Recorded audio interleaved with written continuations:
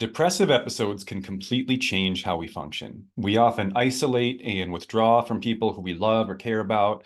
We stop doing things that feel good or are healthy for us or just are fun because we feel this hollow, empty, pointless feeling inside. Sometimes we sleep all day, sometimes we can't sleep. Sometimes we lose all interest in food, sometimes we can't stop eating. Sometimes our bodies feel like they weigh 2,000 pounds and our brains feel like they're moving through mud. Other times we have a crazy amount of energy, but nowhere to direct it. And basically, life tends to just grind to a halt for the duration of a depressive episode. We become a dysfunctional or even a non-functional person. At least that's what usually happens, but that doesn't necessarily have to be what happens every time. Now, sometimes depressive episodes come out of absolutely nowhere. Sometimes you just wake up and you're in one and you were fine the night before. When that happens, there's not always a whole lot that you can do about that. But sometimes you can feel one coming on. It's almost like you're getting sick. It's a weird feeling, but like an hour or two before it's really fully hit you, you can kind of start to feel that floor drop out from under you. It's like you can feel your emotions and your functioning like slow, like someone pulled the plug on a bathtub, just slowly draining out of you. And you know it's coming and you kind of already feel it, but it's not fully here yet. It hasn't completely hit you, and you're in this kind of weird mid-range limbo place.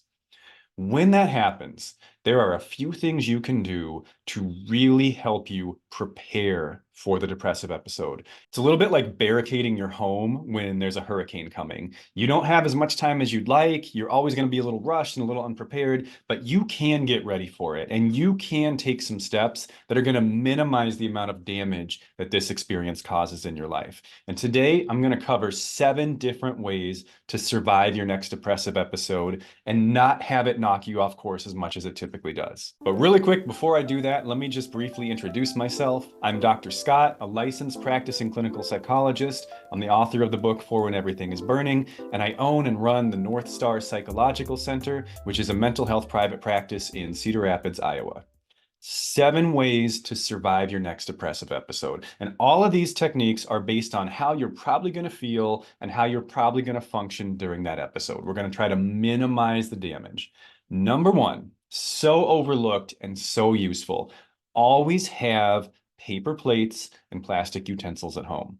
Because all those things that get disrupted during a depressive episode, especially things like sleep and nutrition, they're all also the things you need to get back on track in order to get out of that episode. When you're exhausted, when you're malnourished, or when you're sleeping all day, you're going to stay depressed for longer because your brain does not have all of the resources it needs to help get back online fully and pull you out of that episode.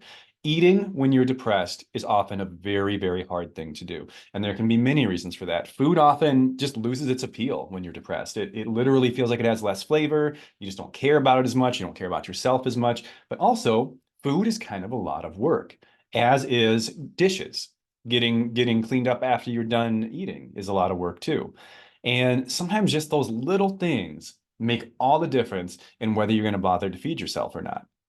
Many times, the reason someone does not eat during a depressive episode is because they don't have enough energy to do the dishes after. So if you have disposable dishes, if you have plates and you have silverware that you can just toss after and just completely, for the duration of the depressive episode, just take dishes off your radar entirely. It's not something you have to worry about. It's not something you're going to have to do. Sometimes that's the reason you start eating again sooner than you otherwise would have, and it can pull you out of the depressive episode sooner than if you had to do dishes. Second idea, also food related, try to get a lot of simple meals that you can make easily. I'm a big fan of either just getting like one big frozen thing, like get a big frozen lasagna, get a couple frozen pizzas or something like that, cook them, put them in some Tupperware, and then just warm them up. Because again, you're going to need to eat. Physically, your body still does need food, as does your brain, but you're not going to want to eat. And so the harder it is to do the thing that you don't feel like doing, the less likely you are to actually do it. If your food is basically prepared for you already, and all you have to do is pop it in the microwave and again, put it on a paper plate, it's the lowest maintenance possible way to eat. So if you can have simple meal options already ready for you, ideally already prepared for you during a depressive episode, you are so much more likely to follow through on actually eating when you need to eat than if you have to actually like do a bunch of work to prepare the food. To take it to the next level, and this is not sponsored, this is just something that I use. There are meal replacement shakes. I'm a big fan of the brand Redcon One. They have a product called MRE, and it's made from actual animal protein. Sometimes when you're depressed, chewing your food is too much work. Like it's just like, why bother? Like, who cares? I don't even want to chew. That's how I feel right now. I don't care enough to chew my food. I'm that unmotivated. I'm that anhedonic right now. So take that part out. I mean, that's basically what all these strategies are about, is taking the things that your depression makes you not want to do and saying, okay, let's not do them then. But let's figure out a way to still get to that endpoint and still give our bodies and minds what they need without having to do the thing that I feel unable to do right now. If you might only have it in you to chew 3 bites of food, right? So make sure it's a nutrient dense food then. Make sure it's something you can take 3 bites of and get a decent amount out of it, or have it be something you can drink. If you can drink a meal, that's like the path of least resistance, right? Like, I know it sounds completely gross to think of it this way, but your food is basically pre-chewed. Like, you don't even have to do the work. And to some of you listening right now, that might sound ridiculous, but if your depression gets bad enough, the the fatigue that goes along with depression is different. It's not just like, oh, I'm tired. It's like, my soul needs to rest for a month. Is like that's what it feels like. And every movement of your body can just feel excruciating and agonizing. And if you can drink a meal and nourish your body and nourish your mind without having to actually chew your food, I think you should do it. The third strategy is all about accessibility. You want to kind of craft your environment for where you're probably going to be spending the majority of your time. Typically when we're depressed, we don't go very many places, right? And I don't even necessarily mean that like we don't leave the house. I mean, you might not leave like a 4 foot radius of your home, and other than maybe to go to the bathroom, like for most of the time. So you're going to kind of have this spot, this zone. It's going to be your primary zone of existence for the duration of the depressive episode. Make sure that you set that zone up correctly. What I mean by that is be very mindful of what is accessible and what is inaccessible, because your energy and your motivation are going to be so low that if something's not in reach, you're probably not going to use it. So you can control this to a degree by making sure that the things you have in reach, whether it's your bed, your couch, wherever you're at, make sure that the things that you have in reach are things you want to be able to access when you're in a depressive episode. So, in therapist tools, we call these like creative resources or sustainable resources. Have books nearby, have, crafts nearby, have all the things around you that you want to use, that you want to turn to when you're in a depressive episode. If they're 10 feet away, if they're in a closet, if they're behind a cabinet and you can't see them, you have stacked the deck against yourself. Make them as accessible as possible. Like, have a little nest of just therapy stuff, just healthy coping skills around you, so that you just reach out in some random direction and you grab something useful. And then also do the opposite of that, meaning things that you don't want accessible to you during a depressive episode, put them away. Get them out of your sight, get them out of your reaching radius, maybe even put them as far away as possible. Because there's certain things, and you guys, I'm not going to name them because it can be triggering, but you guys know what I'm talking about. There's certain things you do not want to have access to during a depressive episode, certain things that should be kept as far away from you as possible. Those things are going to be different from one person to the next, but we all have something that we tend to turn to more than we should, if we should turn to it at all, when we're depressed. We use it for mood regulation. We use it for excitement. Sometimes we use it for all kinds of different things. Don't make it easy. Make it take work to get to the thing that you know is actually going to extend the depression. It might make you feel better in the moment. Long run, it's going to make you feel worse. So make it hard to get to. Fourth strategy is set up your meds in advance. This one is, I maybe should have made this number one because this one is so crucial. If you're on any kind of medication for depression and anxiety, and you have a tendency to stop taking that medication when you're depressed, because either, again, it's too much work, it's too far away, I don't care enough about myself to do it, that's going to artificially extend the duration of your depressive episode, because then on top of this episode that was going to happen anyway, now you're also withdrawing from a mood stabilizing medication. So your depression is going to get worse. It's going to last longer. It's going to be artificially worsened by the fact that you're now either taking your medication inconsistently or not taking your medication at all. I am a huge fan of the like daily pill dividers.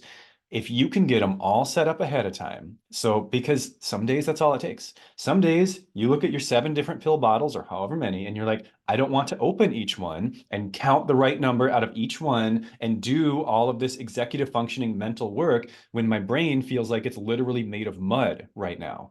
And if all that work has already been done for you by a kind and benevolent past version of yourself, there still might be days when it's hard, but you know what? You make it a lot easier and you increase your odds of being able to follow through on that by having your meds set up already.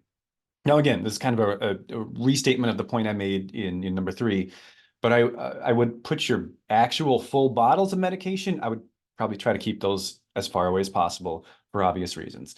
But set up your meds because you do not need to have your depression artificially exacerbated or extended by also going through withdrawal. The 5th way to survive a depressive episode is to tell people that you're experiencing a depressive episode, or tell them something anyway. I know that your comfort level with discussing really detailed components of your mental health, it can be different from one person to the next. I certainly understand that.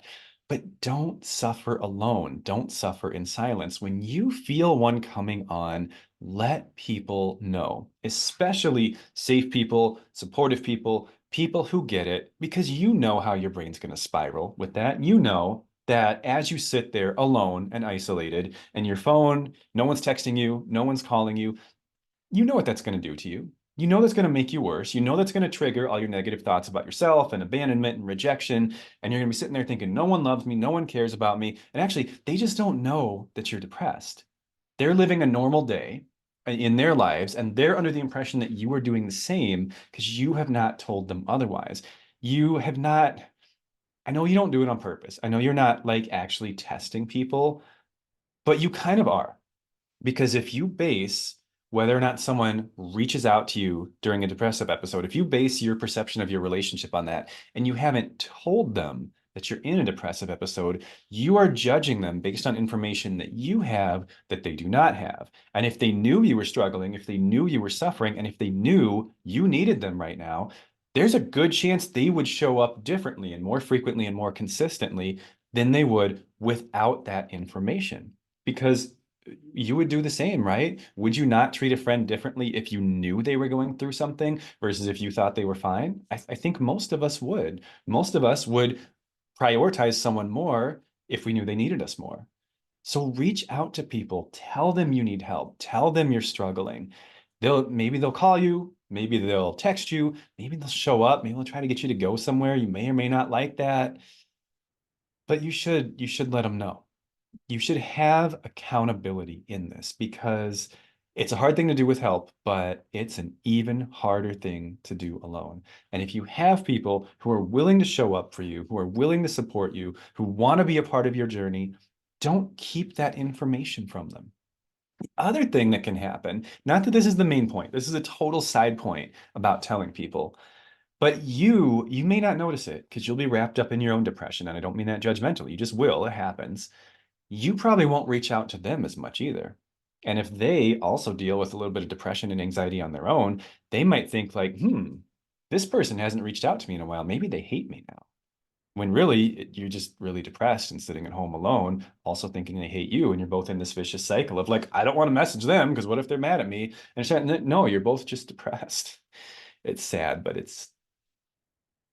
you have to be able to laugh at it a little bit because if you don't laugh, you'll cry, and crying is okay, but sometimes laughing is better. Let people know when you're struggling. Give them a chance to show up for you. Give them a chance to be the people you want them to be. Give them the information they need in order to not let you down. Please. Number 6, you may not like this one. And you don't have to do it. You don't have to do any of these things.